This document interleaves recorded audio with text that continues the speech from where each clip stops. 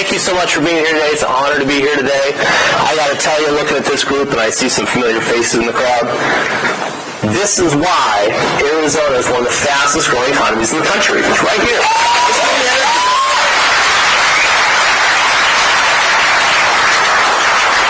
So we're really blessed today to have Mr. Mark Cuban with us to talk about the Harris-Walz campaign and what they're doing for small businesses. My name is Michael Trejo. I'm a 7th generation Arizonan.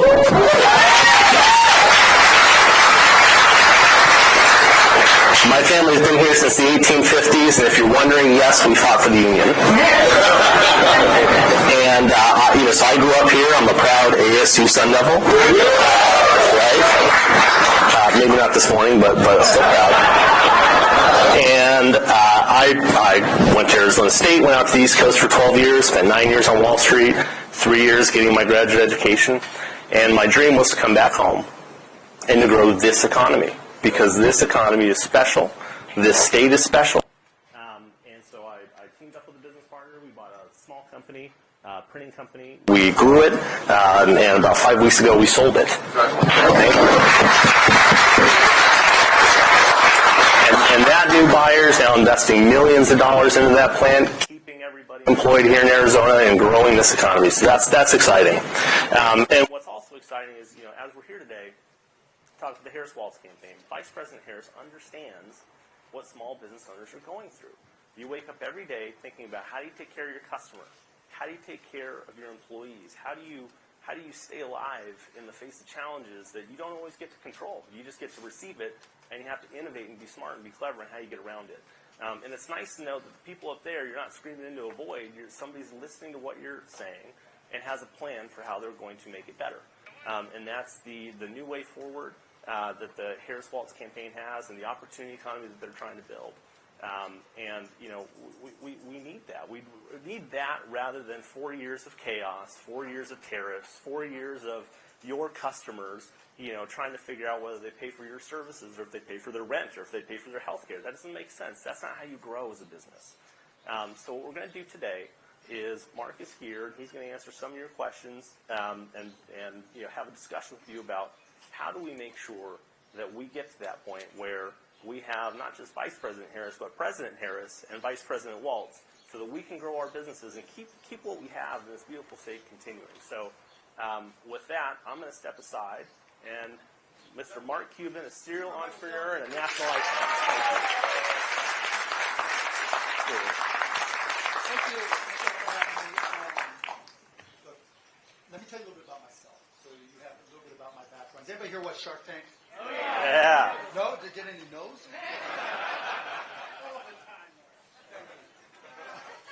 So, the best shark, right? Especially better than Kevin. But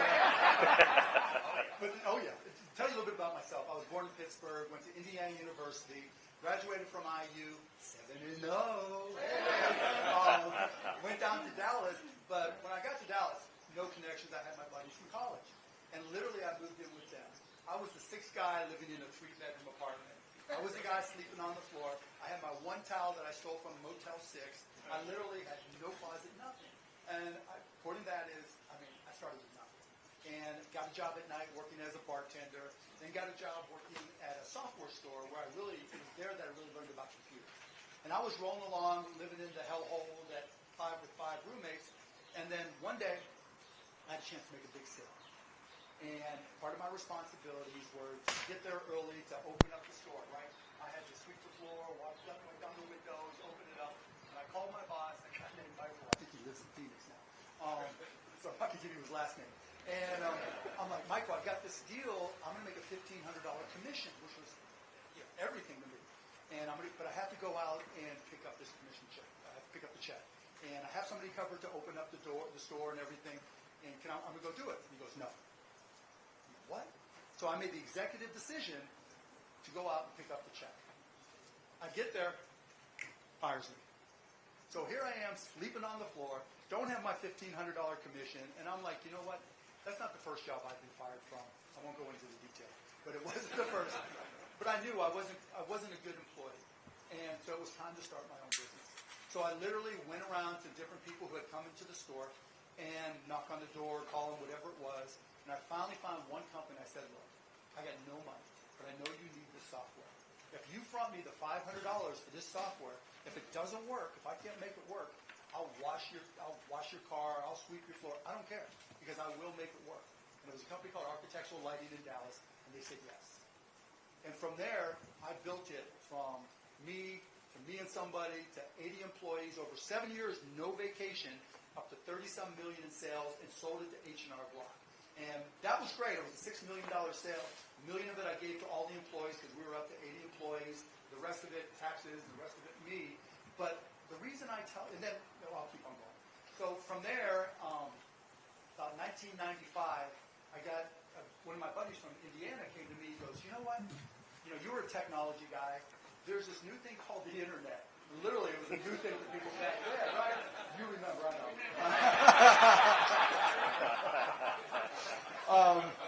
Because you watch Shark Tank. But he was like, there's got to be a way we can do this. So I went out and bought a Packard Bell computer, put it in the second bedroom of my house, and I'm like, I'm going to figure this out.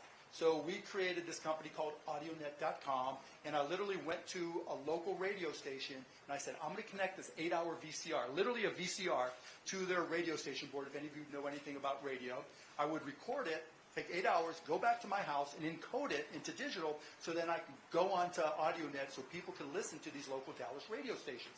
And then I would go on Prodigy and AOL and chat rooms and say, hey, if you're anywhere in the world and you want to listen and keep up to date on Dallas sports and news and everything, come to this website. Boom, 100, then 1,000 a day, then 10,000. Then we added video. Then we went live streaming. And that was the start of the streaming industry. And that's why you know who I am. That's how I was able to then buy the Mavs, et cetera, et cetera. But the thing about going through that process, I'm sure a lot of you can relate. Because we go through this thing that Damon John on Shark Tank calls the power of broke. Where when you have nothing, literally, I'm eating mustard and ketchup sandwiches. I gained 20 pounds because I would go to a bar, buy one beer for $5, and like every fried mushroom, all the junk that they had, I'm like, they'd see me coming, like, no, get out. And so, but that's the way I got started. And, the power of broke just gives you a whole different mindset because you can relate to other entrepreneurs. How many people here are entrepreneurs? I'm guessing most. Yeah. And so you all know that, right?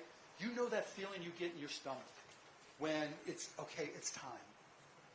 You know what it's like, okay, I'm going to take this first step. And the fact that all of you all did it and 99% of people don't. That's special. Because it makes you understand what it takes. It makes you understand other people's pain. That's why you all can relate to each other. And that's one of the reasons I'm working with Kamala Harris. Let's just say Kamala Harris. Because I believe she understands the power of broke. When I talk to her, we talk about small businesses.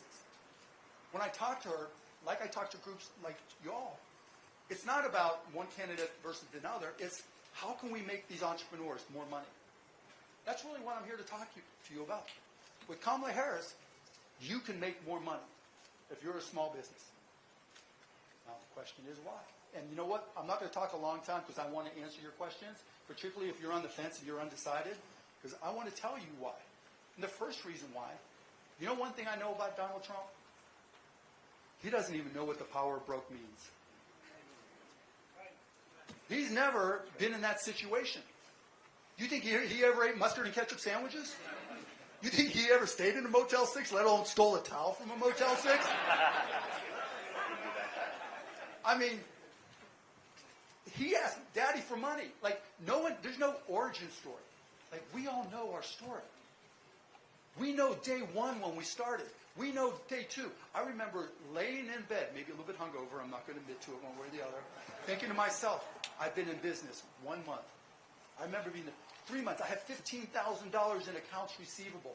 That's more money than I'd ever had in my entire life. And that was in receivables. It wasn't cash. But now I had to deliver. But just the idea. Then it was 4 months. Then it was 8 months. Then it was 12 months. And you all know that feeling, right? Where you're just counting it because you know any minute of any day it could be gone. Because there's, I always call it the business of sport. Because that's what business is, the ultimate sport. Right? Did I say business? Okay, I'm The sport of business, right? Because business is the ultimate sport. You don't know where your competition is coming from. I know when the Suns play the Mavs. It's going to be Book versus Luka. Yeah, maybe Book's his son these days, but that's a different topic. Oh, I had to get that in there. If you're into memes, right? But the sport of business is, there's always going to be some kid. There's some 15-year-old kid here in Phoenix that has just the best idea. And you always know there's somebody there trying to kick your ass. And you always have to be battling. You can't ever let up, can you? There's no let up when you run a small business. You think Donald Trump understands that? That's the difference.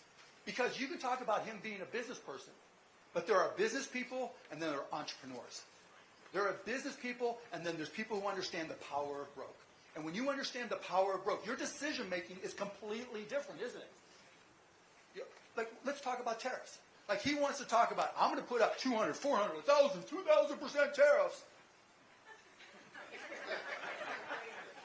Now, maybe that matters in the way he thinks to Elon Musk.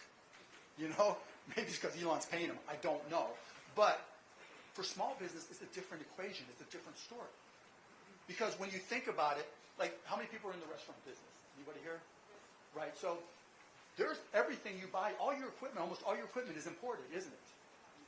It's almost all important. A lot, even alcohol in some cases is important. Foodstuffs, your appliances, your everything. So much of it is important. People don't even realize how much we import from China.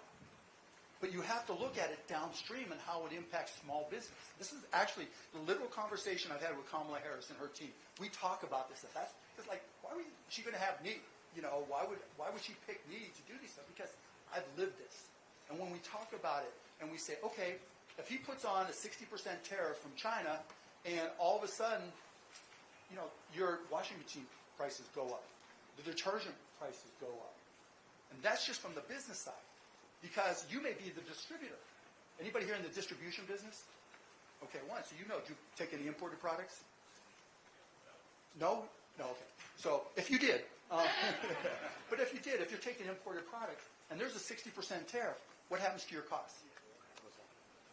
Now, when you see a cost at your restaurant or whatever business you're in, and it goes up 60%, are you automatically going to say, that's cool. I got no problem with that. Or are you going to have to start budgeting and starting to make decisions? Now, think about how that applies not just to your type of small business. Anybody here in retail? Okay, no, but I'm going to give it. Okay, I can see you. But just think about it from a retail perspective. We buy clothes. We buy sneakers. We buy books. We buy backpacks. We buy all the sporting goods. Just think about this time next year for Christmas, for your own personal Christmas gifts. If all of a sudden, God help us, Donald Trump is elected and he puts 60% tariffs on everything from China. Now all those things cost more because that distributor, that retailer can't eat all that. Now you're having a second conversation about Christmas, aren't you? Honey, I don't know if we can get that. Now from a small business perspective, who suffers? The person who's selling. The person you buy at the bookstore, the clothing store down the street that you've gotten all your stuff from. The sporting goods shop that gets you all the merch for your kids' stuff. Right? Those are the people who suffer. So when Donald Trump talks about tariffs, and he's thinking, oh, you're going to, if we put this big tariff on, all these big companies are going to move their manufacturing from wherever to the United States. How many of you own manufacturing plants in other countries?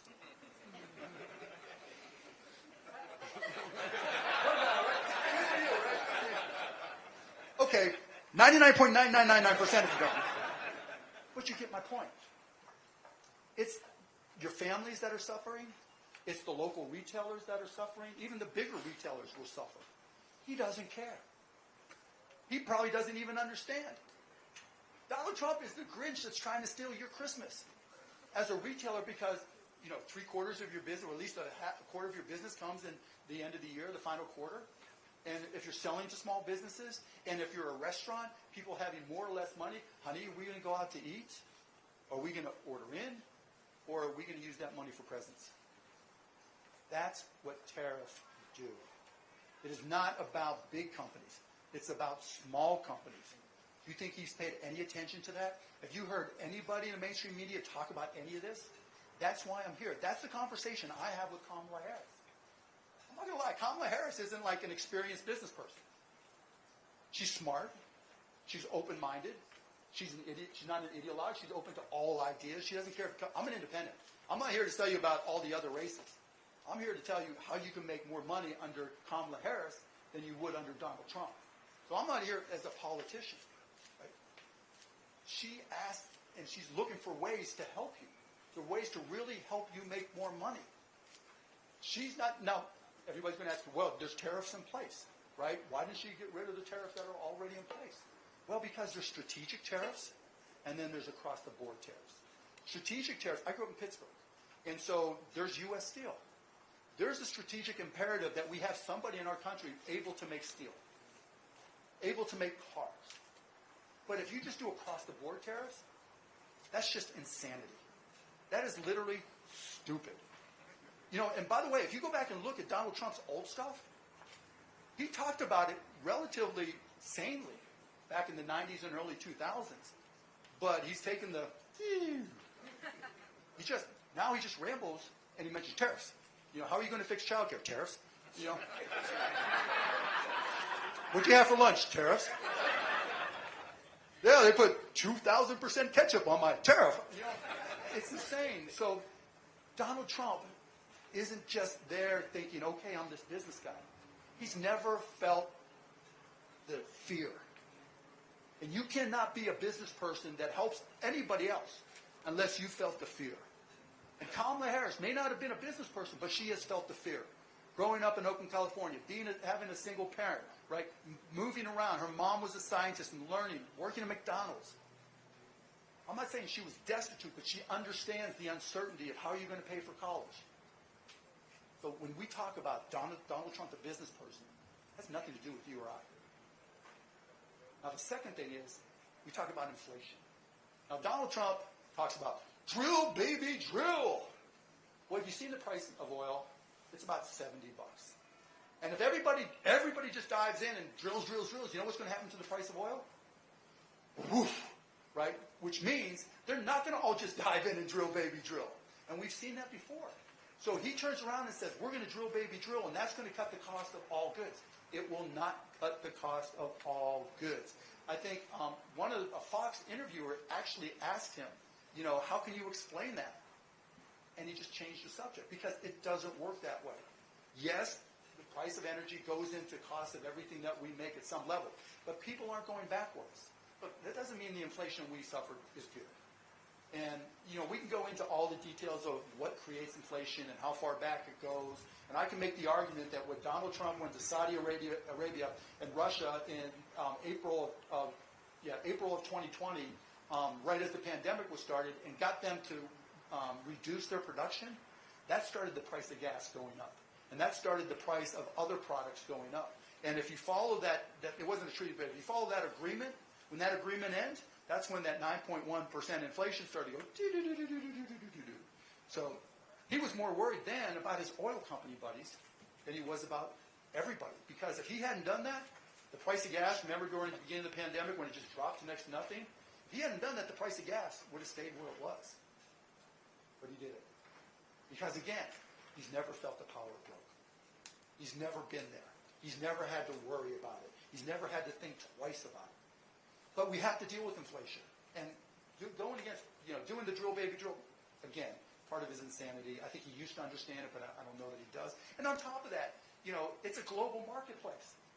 We produce maybe 19%, I forget, of energy. I forget the exact amount.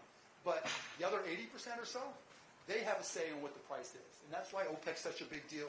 We don't have control of those prices like he seems to think. So how do we deal with it as small businesses? Well, one of the other terrors we all have.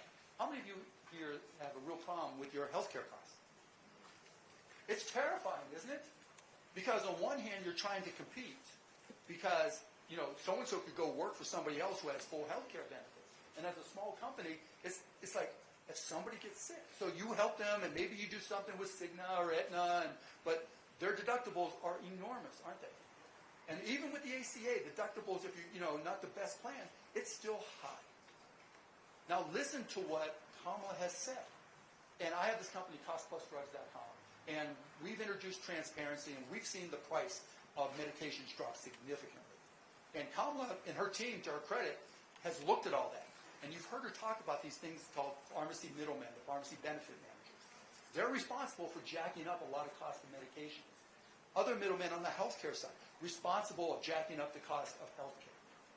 What is she doing? Well, there's the ACA and there's other programs she's looking at and improving them. But just introducing transparency. If she can get just a transparent program passed in Congress, you know what happens to your cost of medications? Boom, down by 20, 30%. Just by removing those pharmacy middlemen. And the same thing with the big insurance companies. Anybody like dealing with the big insurance companies? Anybody had to fight them for pre-auths? She's working to get rid of pre-auths or at least reduce them to make them sane. And so when we talk about inflation, which is more stressful for you as an entrepreneur? Dealing with, okay, I raised my prices a little bit, I didn't like it, and maybe I'm caught up, maybe I'm ahead, maybe I'm a little bit behind, but it's getting back to close, right? We had that initial shock, but we're getting there. Or the terror of healthcare. Healthcare or where it was? Am I right or am I off? So that's where Kamala is. That's how I think she is. And look, let me just say really clear. I don't speak for the campaign, right? I'm here. I tell them they're not allowed to tell me what to say. And they get mad wherever they are. And wait till you hear what I have to say next before we get to questions. It gets a lot crazier. But this is what I believe because I've talked to their team. You know, Donald Trump stands up and he talks da-da-da-da-da sharks. Da-da-da-da-da, not us sharks. But let me tell you one quick thing. Speaking of sharks and Donald Trump. So, look, I'm an American first. And I wasn't happy when he got elected, but they invited me to the White House to talk about health care and some of the things that I'm doing. And he really wasn't into talking about health care. But as we were finishing up, he goes, "Are you still on that show, Shark Tank?" I'm like, "Yeah." He goes, "Barron loves that show." I'm like, "Yeah." Anyways, where was I?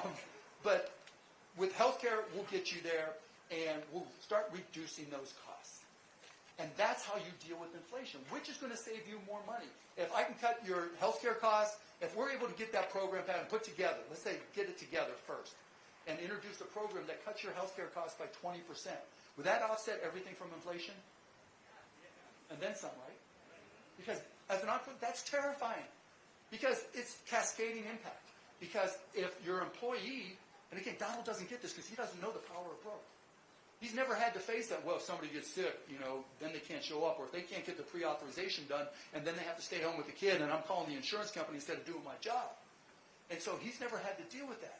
So if we can get all that passed, then we're in a whole different position. And that's what I'm working with Kamala Harris. She understands that.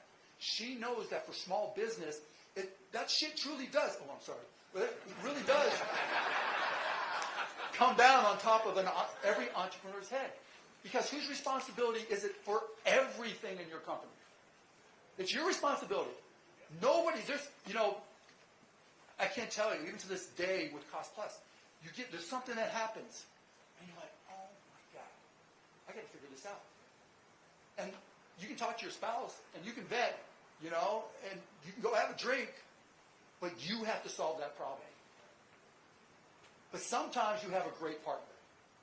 Somebody who listens, who's open-minded, who doesn't come in and say they're an expert, but they will listen to your ideas and solutions. That's why I've been able to partner with Kamala and her team. She's a great listener. She understands that for small business, all these things matter, that he's not paying attention to any of these things. Okay, so now I'm going to piss him off.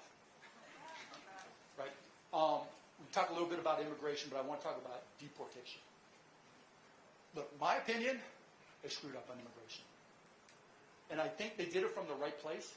I think sometimes you open the door and too many kids walk in. And in this particular case, I think their heart was in the right place, but just too many people came through the door. And they had to change it, and they did. And you saw the programs, you saw the executive order, you saw her saying, the border bill she's going to sign, and that will continue to hopefully keep all that in check. And then she said, like Donald Trump, if there's somebody, a non-citizen with a criminal record, she's just going to get rid of them. She's going to deport them. Okay? And she was very open and straightforward about that, and I don't think a lot of people have a problem with that. But here, and again, I'll tie it to small business. The hard part isn't that.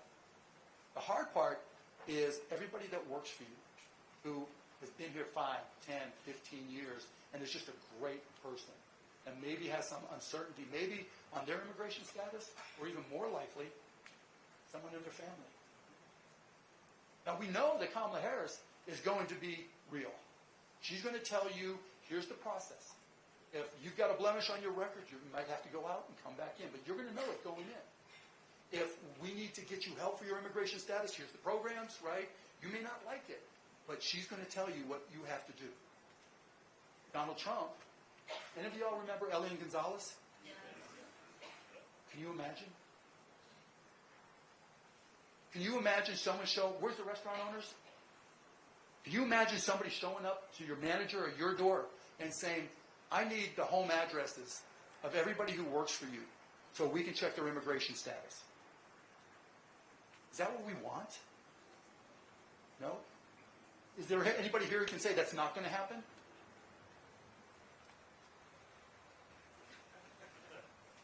No. He's got people like Stephen Miller, who he loves. Michael Flynn, who he loves. What do you think Stephen Miller would do? Stephen Miller would be like, militarize, the local police, grab them, get their ass back to wherever. That's not who we are as Americans, but think about it for your business. It's hard enough to staff your business, isn't it? It's hard enough to keep people coming to work and dealing with everything. It's hard enough when they have problems at home with health care or school or whatever it may be, isn't it? Because their problems are your problems. That's somebody who understands the power of broke, because you've been there. Donald Trump doesn't give a shit, doesn't give a stuff damn about any of that. Literally. I'm not saying this is going to happen tomorrow, but there's a greater, much, much, much greater chance than zero that this happens. And that's going to impact each and every one of you. And that's directly why I'm supporting Kamala Harris. She understands the power of broke. She understands small business. She is going to help you make more money. Okay, so now I got time for questions. If you're a undecided or Trump supporter, please, I want to hear from you. Okay, I knew it. Just kidding. Great to meet you. Thank you for being here, and thank you for supporting small business. We talked about inflation. We talked about bringing more jobs back to America, maybe factories back to America. Could you speak to the influence of central banks printing? Of course. Yeah, look, inflation, there's 1,000 things that create inflation. It's spending too much in government is definitely one of them. And so I can just tell you about conversations I've had with their team and what she said. So I was in Pittsburgh, Pennsylvania, where I grew up, for her speech.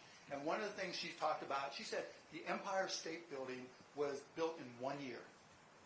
And there were other examples she gave where they were built in time that you can't even imagine it only took that long.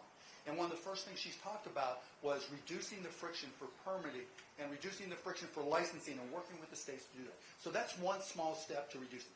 Then I literally have asked her the question, is there spending that we can cut? She says yes. Now, she's not giving me the individual things, but when you see Elon Musk say, okay, he's going to be the director of efficiency, great. No, look, it's great. We need a director. I don't have a problem with that. Sunset some of these regulations that don't have an end date. Well, but see, that's the thing. She's not an ideologue. This is not about, this is what the progressives think. This is what the Republicans think. It's about what's the solution. You always hear her talking about problem solving. This is a problem. You always hear her saying, I'm going to put a Republican in my cabinet. I want to hear from Republicans, independents like me, Democrats, whoever has solutions. That's who she wants to hear from. So spending matters. But when it comes to printing money, there's a lot of arguments in a lot of different directions. But she's not going to tell the Federal Reserve what to do. Now, the bigger the deficit, the more they end up having to print. So she is definitely talking about where you can cut the deficit. But the best way to reduce the deficit is to grow. And let me just tell you, when you support small businesses, you already know that, I saw a figure, and this is insane, 82% of businesses created in 2023 were from the Hispanic community. 82%. 62% of growth for new job growth comes from small business. There are 33 plus million businesses in this country. 99.5% of them are small businesses. And 98%, give or take, are pass-through companies, right? And so by supporting those companies and making it so, I hope all of you make more than $400,000, but for those that don't, your taxes aren't going up or probably are going down. So that means small business, 99,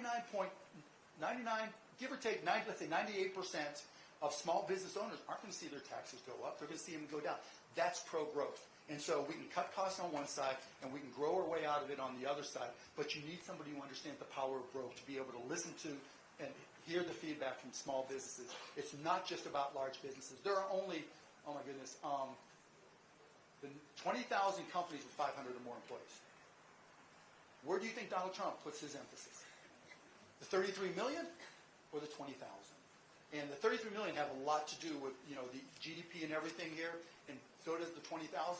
But you can grow your way out of this. And if you don't do stupid shit like tariffs, and you don't, create unrest in the country through a deportation policy, then I think we can grow our way out. And you can ask a follow-up question if you'd like. No, I just wanted to say thank you for being here, and I'm just grateful that we're considering all the Sure, all the alternatives. Look, you hear what I've had to say. Because partisanism is going to kill us faster than anything. That 100%, right? 100%. But everything I've said here, I've said to her. Maybe I lied. To her or her close team. They're sick of me, basically. Like ESOP, all this stuff, right? She talked a little bit about ESOP programs. One of the things I'm most proud about, when I sold a chunk of the Mavs, I paid out $50 million in bonuses. When I sold broadcast.com, I paid 300 out of 330 employees became millionaires. When I sold that first company I told you about, Shark Tank. So to me, employee stock ownership programs are critically important because that's how you defeat income inequality. Because when everybody owns stocks in business, that's an appreciable asset. That and homes. And obviously you've heard of programs for homes. So pushing an ESOP program that makes it easier and better and simpler for you guys to share equity with your employees, that's what changes the game. So I'm having all these conversations. Trust me, I'm not shy. Thank you. Other questions? Well, I'm here because of you. The reason is because I'm the best example. Me and my schoolmates, when we were like 16 years old, I'm 60 years old, we made a robot at home. Make a robot? Yeah, which was, I have the video, it's very old video. That's like picking stuff. 44 years ago you were making robots? Yeah. I think I saw a show about you. Yeah. And those times, some people like me, it click. Even when you're sleeping, idea comes. No, trust me. Anybody here ever wake up because you're dreaming about work? Yeah. And write notes, you send emails to yourself? Yeah, I studied many things, mechanical engineering, master in architecture, and PhD, and I was the first you're number done, one. huh? But here is the problem. The people like me, and a lot of things that happen now, like the tube with magnetic, suspended, all those stuff, honest to God, I was thinking about it when I was like 18, 19 years ago. A lot of robotic that they're working recently on different field. I was thinking about it. So I had a lot of that shit. Here's the problem. People like me, and every day I tell myself, there should be a system that is good if Harris win and you are on top of it. And if you want, I can give a lot of ideas. How to make it happen? That people like me is not wasted, work for corporation that do.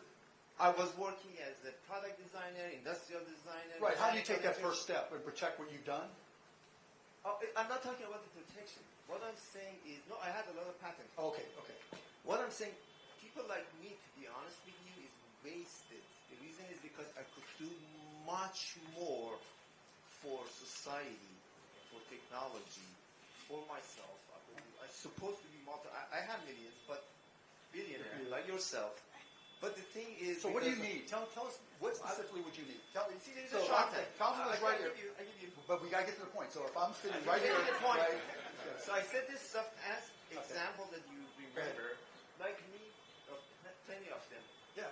Every day stuff, go to work, so you're thinking about, I want to make sure that job security, I pay the bills or whatever, right? Right.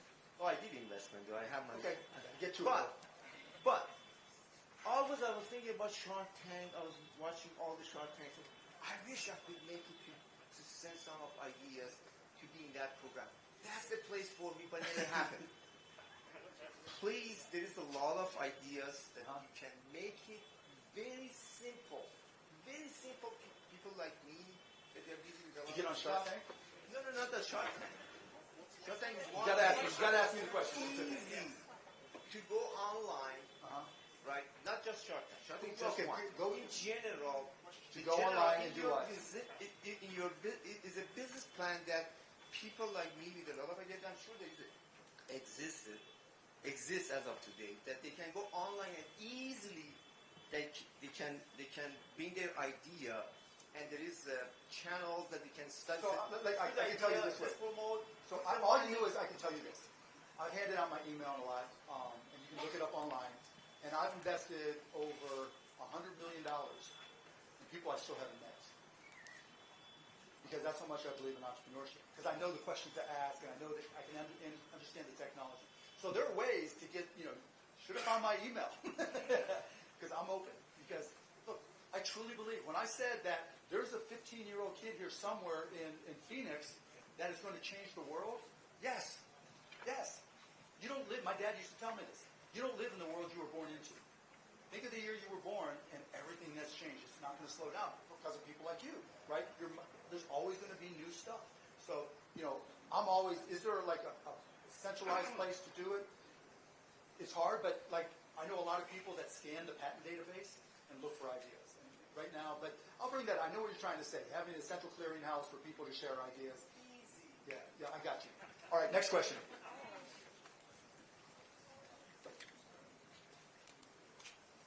Welcome to Maricopa County. Thank you.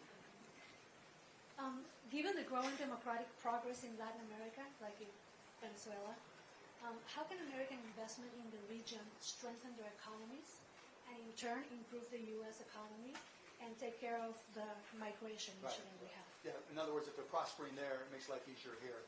I'm not the right person to answer that question. I don't want to come up with a bullshit answer and just talk in circles. So, yeah, I'm just not the right person. But thank you for the question. Go ahead.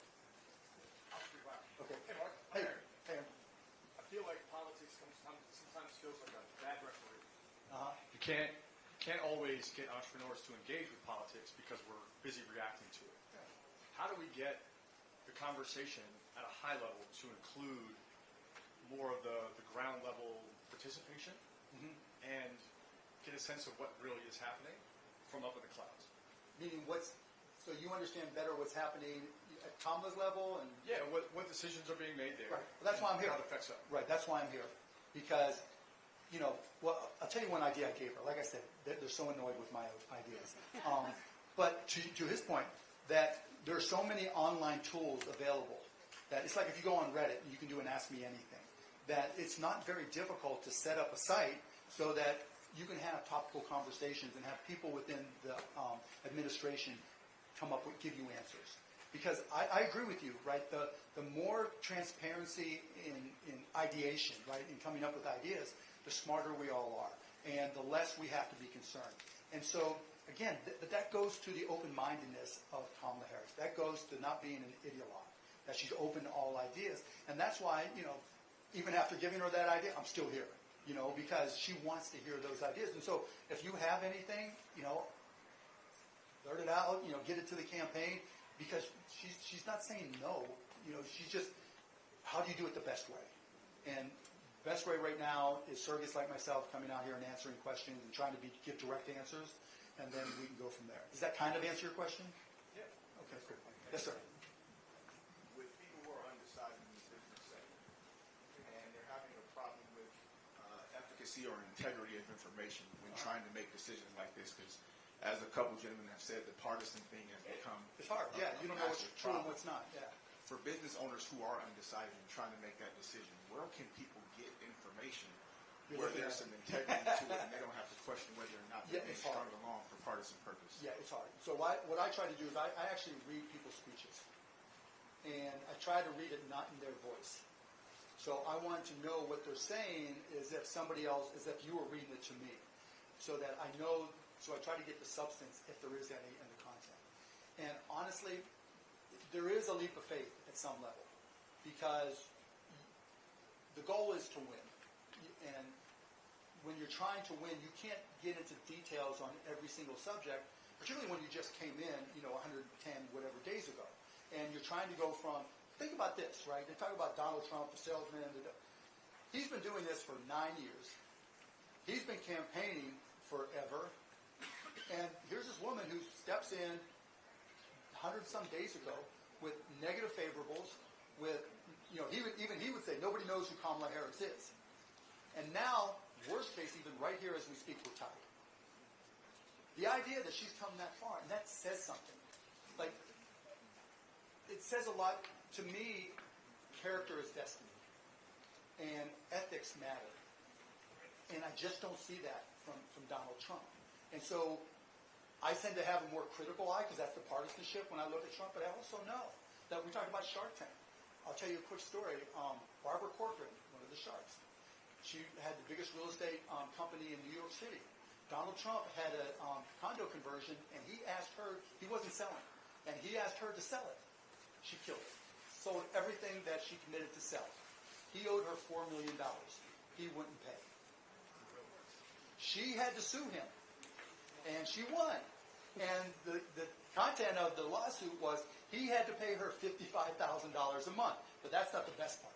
Barbara, being the amazing, amazing, amazing entrepreneur and woman that she is, every time she would send the check, or every time she got the check from Donald Trump for the $55,000, she would send him a bouquet of flowers.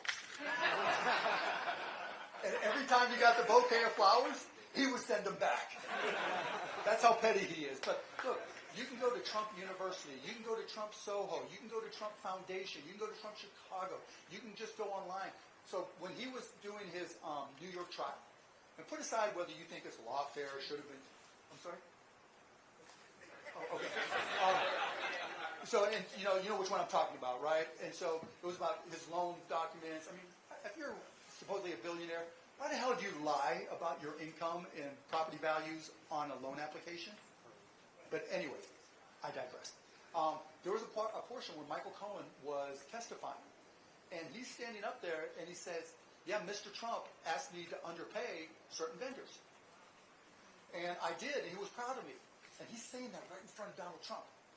Was Donald Trump shaking his head? He was smiling. And you know how he goes out and he did his little impromptu press conference after the fact, right? Did he say, that's not true? No, we talked about the judge and all the nonsense he talks. If somebody short-paid you at your business, would you vote for them as dog catcher? No. This is a habit for this guy. Trump University, he had to pay out $25 million because it was a sham university. That's who he is. So when you go through that partisan lens, particularly now with memes, because it's such a shortcut in some respects. You see these memes coming across Instagram, you don't know what's true or what's not. But if you read what he says, and you look at his history, and you look at his character, and to me it's just insane that people ignored January 6th. Like, yeah, it was a fun day. Isn't that what he said? It's the day of love. That's what he said. The day of love. Yeah, let's, this Woodstock, right? The day of love, let's take our blankets and break into the Capitol. Come on, man. That was my little Obama thing. So to answer your question, you always are going to have to make decisions because it's hard to get the exact information, and there's a lot of fluff. There's fluff from Kamala. There's fluff from Donald. And you have to know that, in my mind, character is destiny. Because the one thing about the presidency that's like being an entrepreneur, you don't know what's happening tomorrow. He has no idea what comes next. And do you want somebody who would short pay a vendor? Do you want somebody who would call January 6th a day of love? Think about it. If there was anybody, if you just happened to be sitting in the White House one day, and somebody said about somebody that worked for you, hey, let's just say the guy who works for you is named Mike Pence. Okay?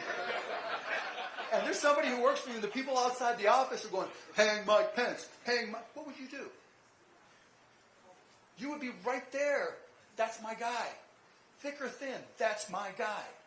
I may not agree with you, that's my guy. Have you ever heard him say that about anybody? So when it comes to making the decisions and the uncertainty, because the filters may or may not be there, and you have to look through memes and, a right-wing website versus a left-wing website. Character is destiny. Remember who he is and what he's done or let happen to the people he supposedly cared about, because he'll do the same thing to the voters he doesn't care about.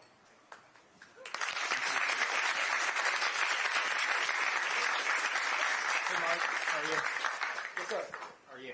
I'm great. Yeah, very good. Thank you. Thanks for being here and My supporting pleasure. small businesses. And I'm here as part of, first of all, you're a billionaire in reality, and I'm a billionaire in creation. Let's go! Thank you. So I'm here part of a small family-run Indian restaurant here in North Scottsdale called Namaste Indian Restaurant. Say it louder. Namaste Indian Restaurant. North Scottsdale. So as a small business owner who has worked so hard to build a business and then keep it sustaining throughout these inflationary pressures that we have faced, another part, you briefly touched on this, but I want you to speak more on this. And so this is about taxes. So let's say as a small business owner, you have worked so hard. Now you've been able to make an income for yourself that you're creating about $200,000 a year for yourself. Okay. So here you are in a federal income tax bracket of 24% and Arizona flat tax of 2.5%. So and that's 2.5% Arizona flat tax. Okay, Arizona. Okay. Yes. So that's for a couple, and for a single individual, that's it's 32% federal, and then plus Arizona. So what goes into opening a small business and keeping it sustaining with everything that's going on, with talks of potential tax raises, but you spoke a little bit about it. Can you explain how the administration plans to support small business owners like us? And Sure. I mean, what I said before, you're probably a subchapter S or an LLC. Right? so S corp. So it's your personal income that's taxed. And she has said that if you're under 400K, you said right around 200, your taxes are not going up and they're probably going down. So that's first and foremost. I can't deal with the Arizona taxes, but I can tell you that you're probably going to be in a better situation, not worse. And in terms of other programs, just stability. Look at the faces of your employees. I mean, if they look like you, if they look like people here, you don't know what he's going to tweet. He's going to get Stephen Miller to say something, and Stephen Miller is going to get him to tweet. Do you know who Stephen Miller is? I don't. Sorry. Okay, so he's like his immigration czar, or deportation czar. He's horrible, yeah. And I love to fight with him on Twitter. So, but the point is, what you don't want to do is wake up in the morning and he's arguing about a 200% tariff or a 50% tariff. And I don't know what you import, but I know for your goods around the restaurant, there's a lot of stuff that's imported. I don't know if you import any foods at all. Yes, food boxes are coming from Taiwan. The containers, and there's equipment coming from overseas as well. Any so there's food so much that goes. Yeah. Any food stuff at all? No food is Okay. Imported from out of it. Okay, so in any event, so you have stuff that's imported. You don't want to wake up one day and hear, Taiwan, went from 10% to 40%. And let me just add this. But to answer your question, you want that stability. You have complete certainty that Kamala Harris is not going to wake up in the morning wondering what to tweet. You worry about enough, right? There's enough stuff to worry about. So, what was the name of the restaurant again? Namaste Indian There we Restaurant. go. Namaste. Scottsdale. So just running that should be your entire focus. Knowing your taxes aren't going up for a subchapter S corporation should be your entire focus. That is the stability you need. You don't know that that's going to happen with him.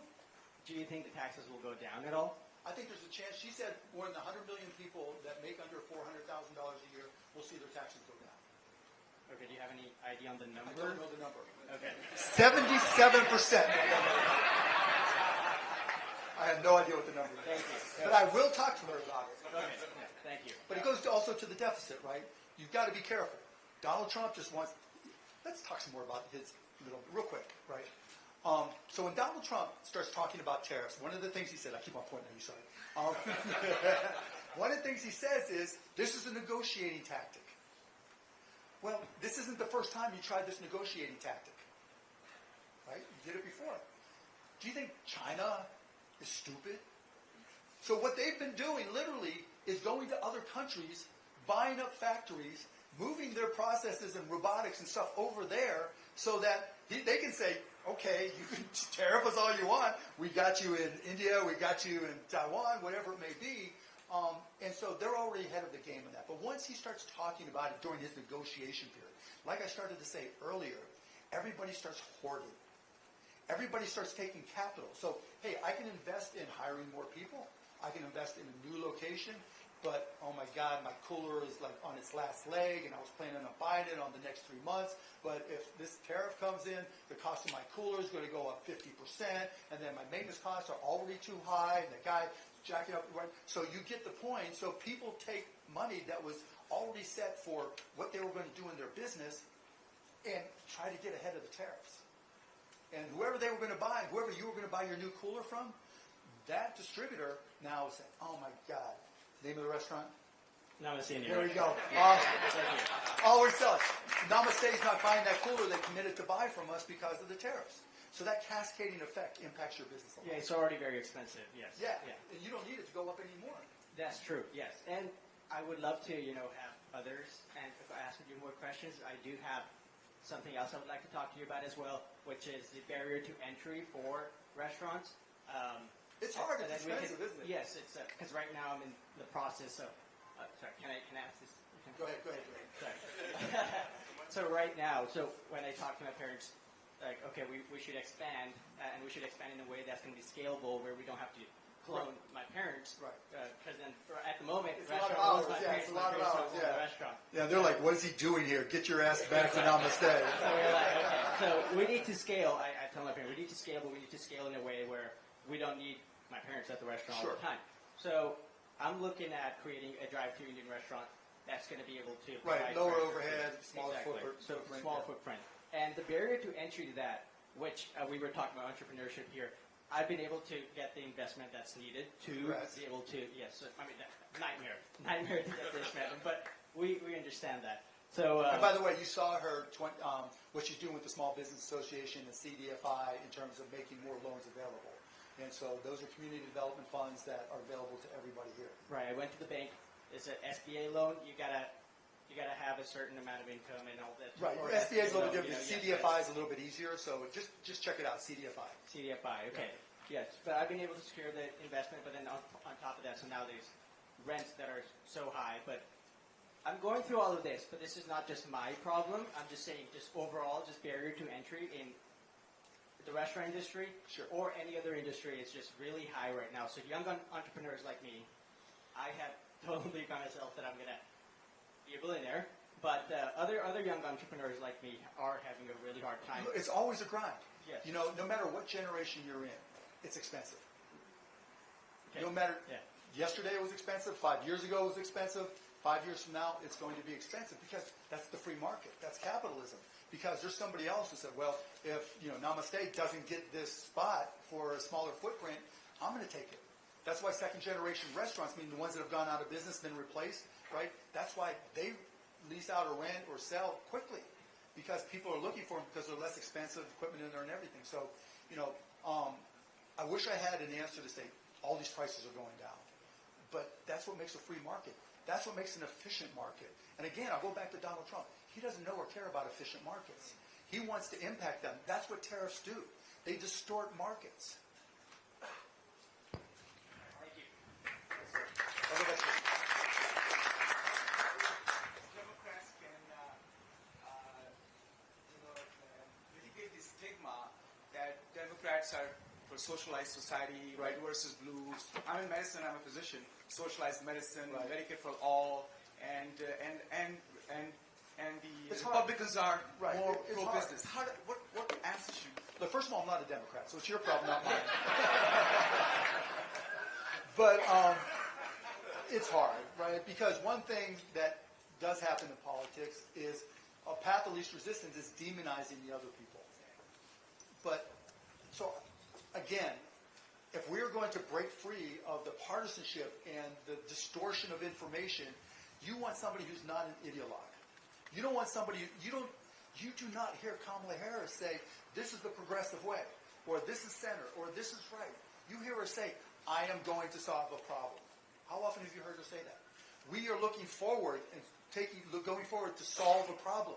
We're not looking back at all, what's already been done and what has been and what can be. I don't know, but you're supposed to laugh. But but you get my point. That it takes time, but you need somebody who is open-minded, who is analytic, who is smart, right? Who again is not an ideologue, because that's how you solve problems. As entrepreneurs, if you go in with a preconceived notion, almost always you're wrong. You've got to have an open mind to say, this has changed, because context always changes when you're an entrepreneur. Always. Stuff always changes. And so this, again, that's why I'm here for Kamala Harris. Because she has an open mind. She knows things are going to change. And she's not saying, what'd you have for dinner? Tariffs. What'd you have for lunch? Immigration. What are you going to do for childcare? Immigration and tariffs.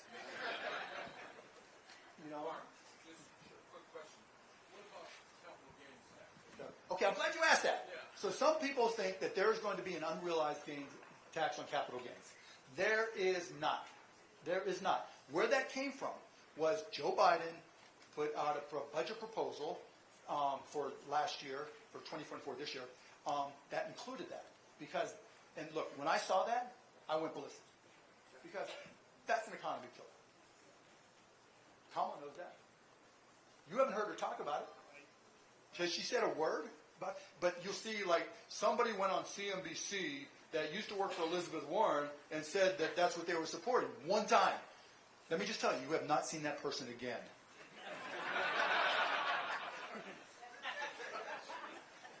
I can't say any more. Okay,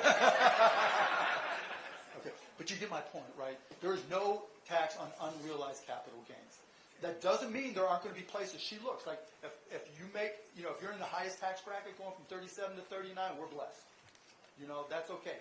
21 to 28%, you can make an argument in both directions, but let me just tell you, 21% plus tariffs cost a whole lot more than 28% with no tariffs. 28% on capital gains, compare that to what Joe Biden wanted. You need to reduce the deficit somehow. And we've seen that just lower taxes across the board. Here's something else, right? And then we'll take this one question. Look, probably 5 years ago at the Mavs and with the arena, I found out that a couple of our employees were on public assistance. They were on SNAP and some other things. I didn't know which ones. I didn't want to know. I was embarrassed as F. To me, there's nothing more embarrassing than having somebody who works for me, someone as wealthy and blessed as I am, that wasn't making enough money to not be on public assistance. Because to me, not only was it embarrassing for that reason, but it meant all of you were subsidizing my employees. How wrong is that?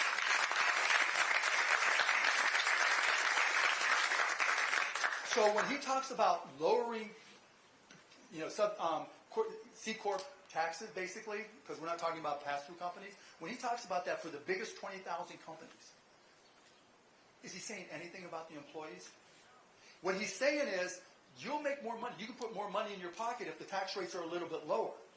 But they're okay, he's okay, if your employees are getting paid by me and you and all of us to pay taxes. How wrong is that? That is so wrong. Taxpayers should not be subsidizing those 20,000 big companies who don't pay enough. That's just wrong. So you're not going to see a tax on capital gains. And look, let me just say, if I'm wrong, okay, I'm going to tell you if I'm wrong, she's going to hate to hear this. I'll work it so she doesn't get elected again. Because that's how wrong I think that is. But I already know it's not going to happen, so I just like to say that to sound dramatic. Other questions? Yes, sir. Wait. Hi. Sorry, can you hear me? Yes, ma'am. Okay. My name is Jasmine. I'm a nurse, and I'm the CEO and founder of Navi Nurses, Nice. which is a And you're smart enough to wear your logo on your T-shirt. was my mistake. Learn something from Malvern nurses. We have a lot to teach you. Right? So first of all, thank you so much for being here and taking your time. One thing as a healthcare provider, healthcare is incredibly important to me. It's something that I hope to see continue, that we place at the forefront of what we're doing. And just a message from my heart, if you can pass it on to Kamala. I will. Watching devastation in other parts of the world, it was really hard to see my colleagues suffering.